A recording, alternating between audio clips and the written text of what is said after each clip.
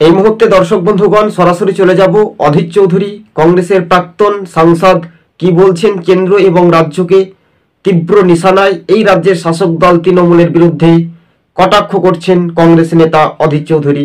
দেখুন লোকসভা এবং রাজ্যসভা নিয়ে কংগ্রেস বিজেপির মধ্যে রীতিমতো যে বচসা আর সেটা নিয়ে কি বলছে দেখুন।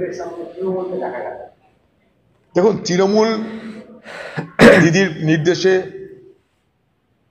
তারা নিজের আলাদা অস্তিত্ব বজায় রাখার মাধ্যমে যাকে খুশি করতে চাইছে তার নাম ভারতবর্ষের প্রধানমন্ত্রী নরেন্দ্র মোদী।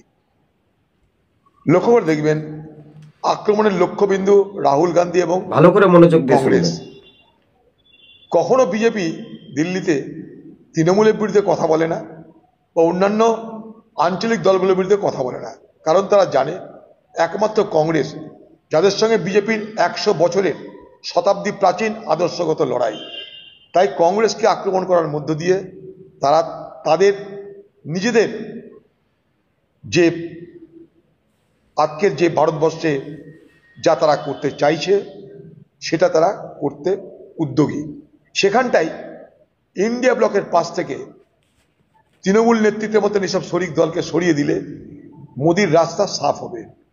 তাই অন্য কোনো কেউ নেতৃত্ব দিচ্ছে না, নেতৃত্ব দিচ্ছে কংগ্রেসের বিরুদ্ধে। আম্বেদকরকে নিয়ে যেভাবে অপমান করেছে, যে আপত্তিকর বিষয় নিয়ে অপমান, তার বিরুদ্ধে অর্থাৎ স্বরাষ্ট্রমন্ত্রীর বিরুদ্ধেই কংগ্রেস প্রতিবাদে নেমে ফের কিন্তু উত্তপ্ত পরিস্থিতি। এবং কলকাতার যে রাজপথের ঘটনা নিয়ে বিজেপি কংগ্রেসের মধ্যে যে হাতাহাতি, আর এটা নিয়েও তীব্র সমালোচনা করেছেন প্রাক্তন কংগ্রেসের সাংসদ অধীর রঞ্জন চৌধুরী। তবে ঘটনাস্থলে সবুজবঙ্গ নিউজ চ্যানেলটি আমরা প্রতিবেদনটি তুলে ধরেছি, প্রথম থেকে শেষ পর্যন্ত দেখবেন। আর চ্যানেলে নতুন হলে অবশ্যই সাবস্ক্রাইব করে সঙ্গে থাকবেন। দর্শক বন্ধুগণ, আমরা খুব সংক্ষেপে বললাম, রাজনৈতিক মহলে কিন্তু উত্তপ্ত পরিস্থিতি দেখা যায়।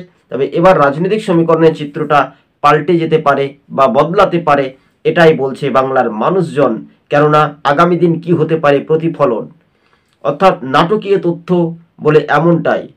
রাহুল গান্ধীর বিরুদ্ধে থানাতে অভিযোগ দায়ের করেছে বিজেপির বিরুদ্ধে পাল্টা থানাতে মামলা দায়ের বা অভিযোগ করেছেন কংগ্রেসের নেতারা। আজ এই পর্যন্ত।